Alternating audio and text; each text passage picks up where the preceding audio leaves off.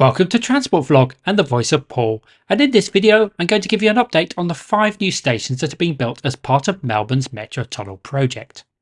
This is a new 9 km underground railway that has been built under the city and will connect with the existing suburban lines in Melbourne's east and west.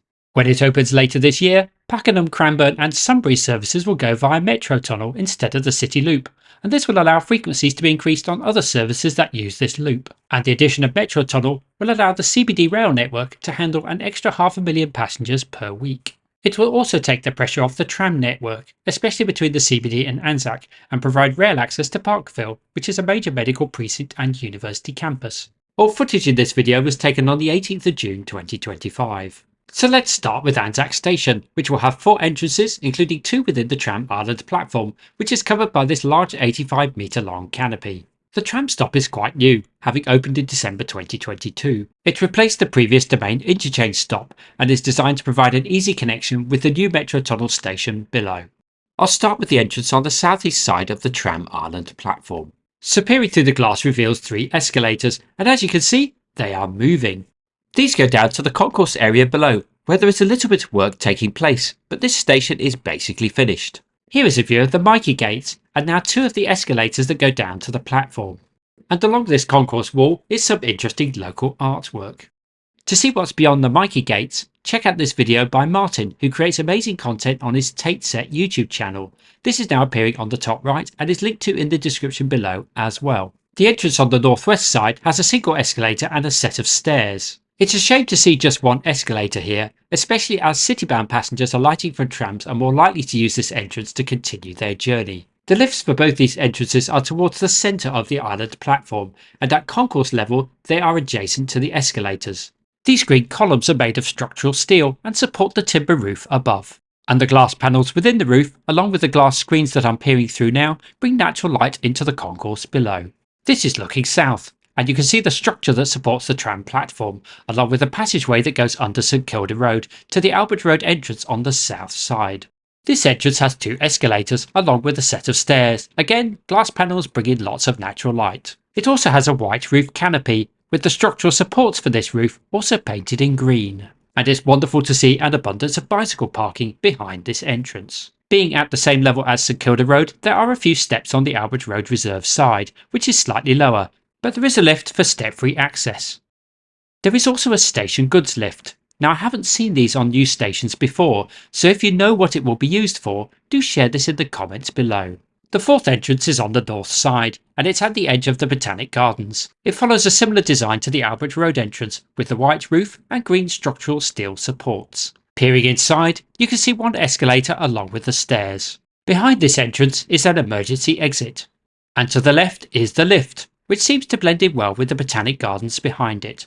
On the tram island platform, this structure towards the southeast end contains operational rooms and will include a kiosk too. And beyond the tram platform at this end are 5 structures that will be used for station and tunnel ventilation, and possibly include emergency exits as well. And there are 3 similar structures on the northwest side too, and these will also be used for ventilation and perhaps emergency egress. So now for Town Hall, which is the first of 2 stations within Melbourne's CBD. And it's the larger of the 2 CBD stations, with 7 entrances that lead to 3 street-level concourse buildings and includes a direct link to Flinders Street Station. I'll start with the northern entrance on Collins Street, as this is the most finished. And here it is, and this is looking directly at it from Collins Street. Although hard to see from here, the roof is predominantly glass, with louvres to provide some shade. Access to this entrance will also be possible from Swanston Street, including the nearby tram stops, via a pedestrian plaza. The glass roof is much more obvious when looking from this street. It's quite a grand design that will make this entrance much easier to find from nearby streets. Here is another view from Swanston Street, with the Town Hall clock in the distance on the left. When coming in from Collins Street, the escalators will be straight ahead and behind the blue Town Hall Station sign, and within the glass panels that you can see on this side. Here is a closer view of the entrance sign. The lifts are not visible, but are within the wall behind the escalators. You also get some close-up views of the structures that support the roof. And that's as close as I can get without performing a high jump over the hoardings, but Martin from Tate Set has also been inside this station and State Library, so a link to his video exploring both these stations is now appearing in the top right. At the other end, close to Flinders Lane, is an emergency exit building, and this also has a very distinctive roof canopy that complements the one over the Collins Street entrance. Next up is the Town Hall Place entrance building, which will have a staggering 5 entrances, including the underground link to Flinders Street Station. This is looking from Swanston Street, and as you can see, there is still a lot of work to do here. It's much more complete underground, especially the platforms, with test trains stopping at this station on a regular basis. Also, much of this work is for the overstation development that will be above the station entrance building, and it's quite common for stations to open while this work continues above. This is the view of the second entrance on Flinders Street. It's directly opposite the tram stop, so will be great for interchanges between tram and train. I reckon it's more finished than it looks, with the interesting stuff happening behind these vertical wooden boards. The next 2 entrances are on Scott Alley and Cocker Alley, and these go to the rear of this station entrance building. This is how the Scott Alley entrance looks right now. Not much to see at the moment. And on Cocker Alley, it's all behind this hoarding, but you can enjoy looking at this artwork instead. These 2 rear entrances will probably open later, when the overstation development is completed. So the final entrance into the Town Hall Place station building will be the direct connection with the Flinders Street Station platforms. This utilises an existing underground passageway. It was closed for a while to allow the stairs on the eastern side to be replaced with lifts, so providing step-free access to the new Town Hall Station. At the northern end of this passageway is a new roller shutter, and peering through reveals some mica gates. These are for Campbell Arcade, including its entrances on Flinders Street and De Grave Street, which are yet to reopen. Passengers for the Town Hall Metro Station will turn right and walk through a new underground passageway that will go into the Town Hall Place entrance building. This will all be within the Mikey Paid area, so no need to touch off and on again. The third and smallest entrance building is within Federation Square, close to the corner of Flinders Street and Swanston Street. The acoustic shed that was here for several years has now gone and been replaced by this majestic crane. There is plenty of work going on here, but not much to see from Flinders Street. However, a peek through the hoardings within Federation Square revealed the construction of the escalator shaft structure. When finished, the escalators will be covered by this stylish roof canopy, with the lift towards the rear. So now for State Library Station, which is towards the northern end of Melbourne's CBD, and this station will have 3 entrances, including a direct connection with Melbourne Central Station. I'll start with the southern entrance building, which is on the corner of Swanston Street and Trobe Street. The entrance itself is on Swanston Street, and as you can see, it looks pretty much finished. Looking closer, you can see the top of the double lift shaft here, and artwork that features historical photographs of Wurundjeri Woi Wurrung women. Adjacent to the 2 lifts are a bank of 5 escalators that go down to the concourse below, and looking closer, you can see that both the lifts and escalators are all lit up and ready to go. This entrance looks very grand and impressive and reflects the classical architecture of the nearby State Library. It features 6 12-metre high columns with massive 70-ton horizontal beams on top. The 6 columns are more obvious from the Trobe Street side, and the artwork featuring the indigenous Wurundjeri Woi Wurrung women continues on this side of the building. This artwork is by Danie Mellor and is called Forever. The historical photos of Victoria's first people came from the State Library archives, and Mellor used infrared photography to create the landscape imagery. Now looking at the rear of this station entrance building, and its neighbour will be Escape Building, which is apparently a place for humans, and those humans are likely to be of the student variety. Now in Melbourne Central Station, and the link to the State Library lower concourse is behind these colourful hoardings that are close to the platform 3 and 4 escalators. When it opens, passengers will be able to bypass the State Library Mikey gates, so no touching off and back on again required. And behind this hoarding, a second eastern escalator to platforms 1 and 2 is being installed as part of the Metro Tunnel project. Whilst walking up Swanston Street to the northern entrance, I noticed that the acoustic shed on Beckett Street is being removed, with services structures now appearing below it. The smaller northern entrance is on Franklin Street, with easy access from Swanston Street as well. The large acoustic shed has now gone, and the new station entrance and plaza is taking shape. And at the front are the 2 lifts. The escalator entrance is on the right. This entrance looks almost finished, with most of the activity being for the public domain area around it. I thought I'd make a quick appearance on camera for people who are new to this channel and don't know what I look like. I'm on the RMIT campus, and behind me is a really good view of the escalators for the north entrance. So the escalator entrance is behind the 2 lifts, and this leads to a bank of 3 escalators that go down to the concourse level below. Over this entrance is a white roof canopy that follows a similar design to the ones we saw at Anzac Station earlier, but with the beams that support the roof painted in red rather than green. Behind this entrance is an ancillary building, and I think this one might contain an emergency exit. The acoustics shed on the west side of Swanston Street has also gone, and in its place are more ancillary structures, including one that appears to be for station and/or tunnel ventilation. So now heading north to Parkville, and like Anzac, this station also has 4 entrances. It will serve the University of Melbourne, the Royal Melbourne Hospital, and several other major medical facilities. This is the main entrance in the distance, and it's alongside a prominent University of Melbourne building. And this road is Grattan Street, which was dug up to excavate the station box and has since reopened. Now for a closer view of the Grattan Street main entrance, and as you can see, this is all finished and ready for action. The main entrance features this glass canopy with steel supports. This will bring lots of natural light into the concourse below and possibly all the way down to the platforms too. And at 54 metres long and 6.5 metres wide, it makes this entrance instantly recognisable and easier to spot from a distance. Peering in reveals a bank of 3 escalators, and 2 of them are moving and are all ready for my feet. These escalators look pretty long, and you can see how light and airy this whole area is. The steel canopy structure is supported by these horizontal concrete beams, and the steel structures are painted in grey. And the glass panels around the sides allow even more natural light to flood into the concourse area below. Now for one final view of the canopy, which even on a cloudy winter's day looks impressive, but there is more to see down below. On the northern wall of the concourse is a colourful collection of ceramic tiles. This is called Vernal Glade and was created by Patricia Puccini. To the right of the main entrance escalators is one of the lifts that will go down to the island platform below.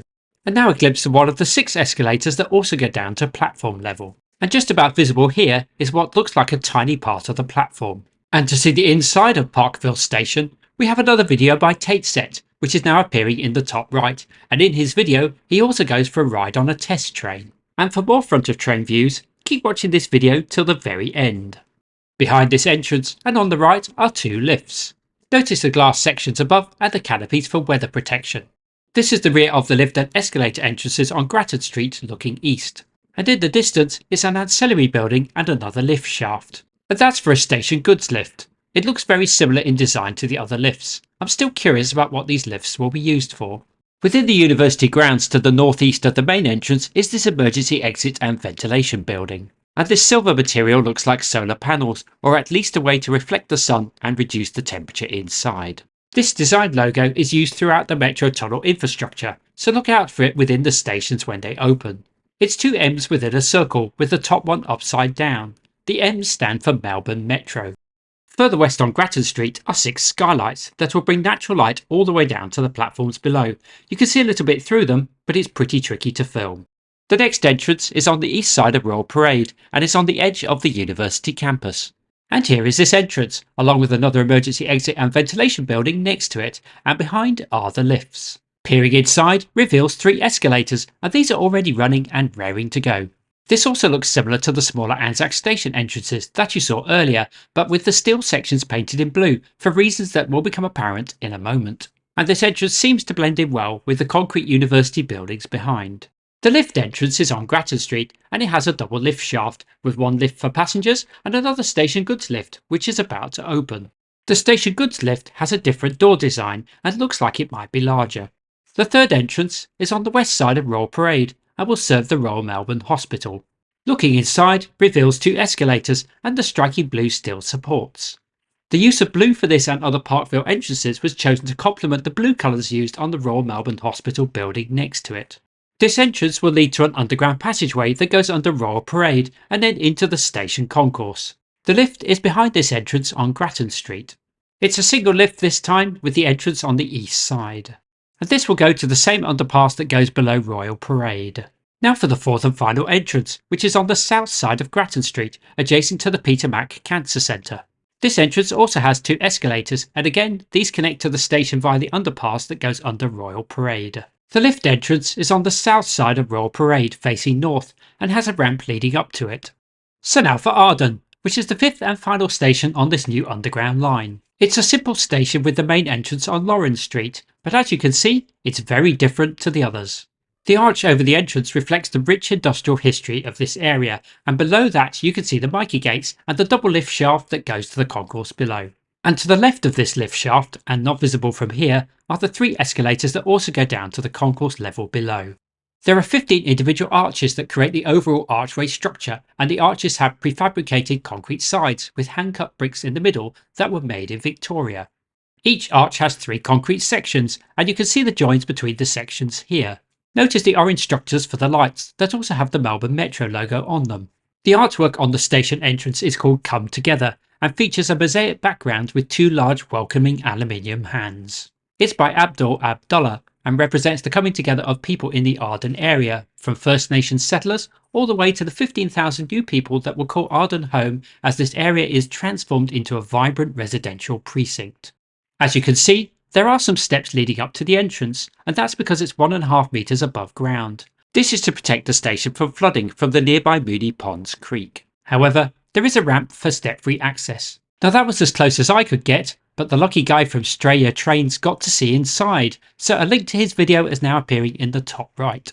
You may have noticed that many of the Metro Tunnel Station entrances have this opening in 2025 message on the electronic displays above the roller shutters, so they're obviously confident about opening this year, despite some media coverage suggesting it won't be fully operational until 2026.